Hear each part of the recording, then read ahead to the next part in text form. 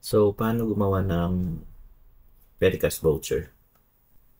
First, lagay natin yung date, yung resibo, yung date sa resibo natin, then sino tayo magre-reimburse. So, sinong employee. Pag wala dyan, you can add. Okay, then gross amount, kung ano yung nasa resibo, details, tapos yung supplier. Okay?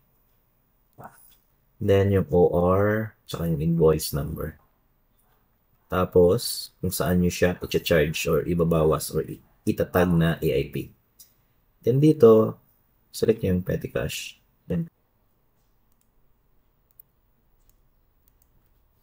so, paglagay natin ng date,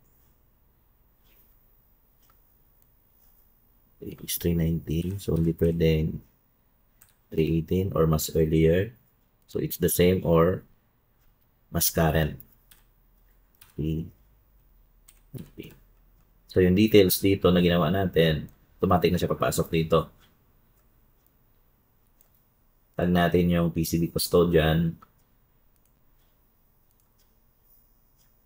Okay. Exempted. So, anong pa natin? Ay, fund source pa pala. Saan natin babawas? So, kailangan natin siya itag kung saan fund source. Kasi doon natin siya liquidate mamaya para sa CDR natin. Now, lagyan natin yung expense code. Legal services. 400.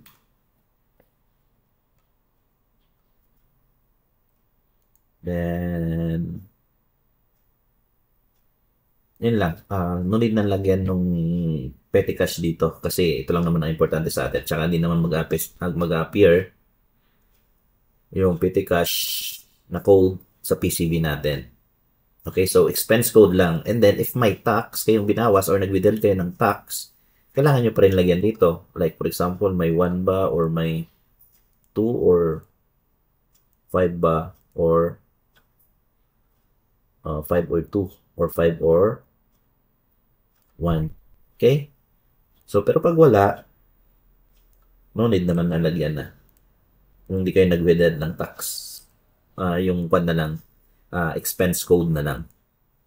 If wala pala kayong na-withheld na tax, for example kasi ang tax code nung supplier nyo dito is, sample lang VAT or non-VAT. Like ito lang natin ng VAT.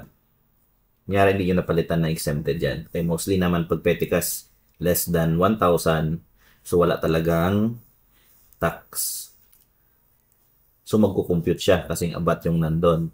Gagawin nyo lang itong 0 kasi nga walang tax na nabawas. Okay? Then print na tayo ng PCB natin.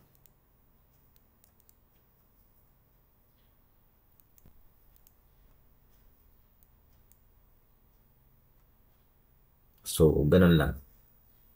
Ka-automatic na itong PCB number natin.